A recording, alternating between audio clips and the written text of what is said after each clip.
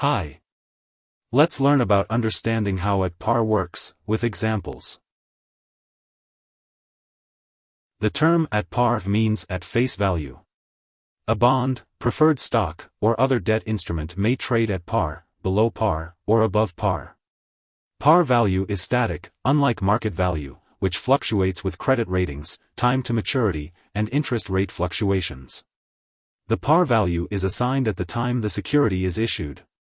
When securities were issued in paper form, the par value was printed on the face of the security, hence the term face value.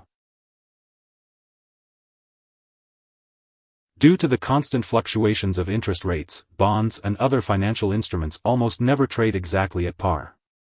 A bond will not trade at par if current interest rates are above or below the bond's coupon rate, which is the interest rate that it yields. A bond that was trading at par would be quoted at 100, meaning that it traded at 100% of its par value. A quote of 99 would mean that it is trading at 99% of its face value. Par value for common stock exists in an anachronistic form. In its charter, the company promises not to sell its stock at lower than par value. The shares are then issued with a par value of 1 penny. This has no effect on the stock's actual value in the markets. If, when a company issues a new bond, it receives the face value of the security, the bond is said to have been issued at par. If the issuer receives less than the face value for the security, it is issued at a discount. If the issuer receives more than the face value for the security, it is issued at a premium. The yield for bonds and the dividend rate for preferred stocks have a material effect on whether new issues of these securities are issued at par, at a discount, or at a premium. A bond that trades at par has a yield equal to its coupon. Investors expect a return equal to the coupon for the risk of lending to the bond issuer.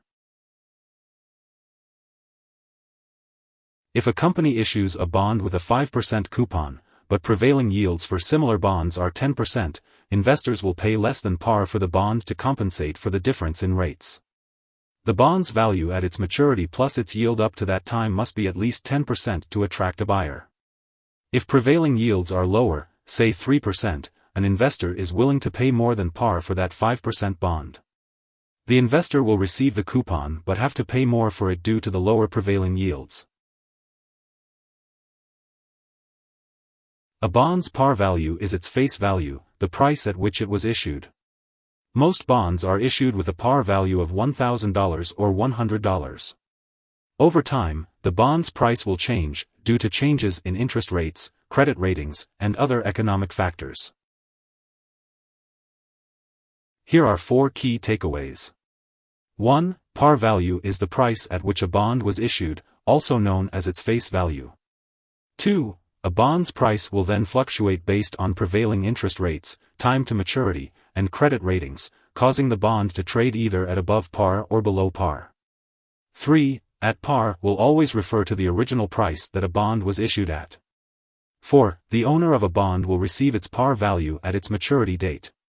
Hope this would help. Thanks for watching.